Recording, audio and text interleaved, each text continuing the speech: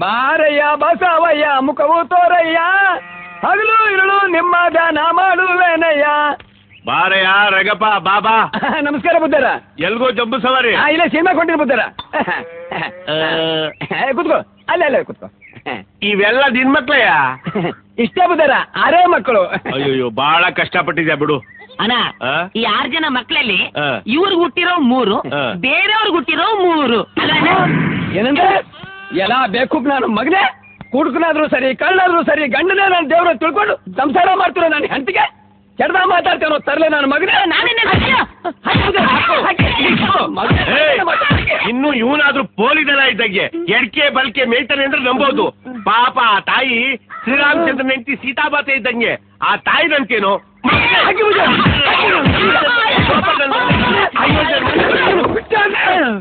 ನಾನ್ ಹಂಗಲ್ಲ ಹೇಳಿದ್ದು. ಇನ್ನಂಗೆ ಇವ್ರಿಗೆ ಹುಟ್ಟಿರೋ ಅಂದ್ರೆ ಇವ್ರ ಮನೇಲಿ ಇದ್ಕೊಂಡು ಇವರ ವಂಶನ ಬೆಳಗೋ ಗಂಡು ಮಕ್ಕಳು ಅಂತ ಅರ್ಥ.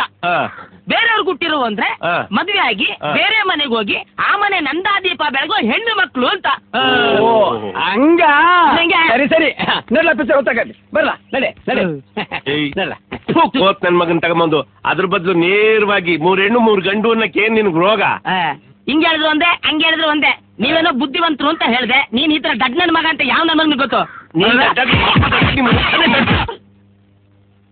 ಶಿವು, ನಿನ್ನ ಯಾಕೆ ಕರೆಸ್ದೆ ಅಂದ್ರೆ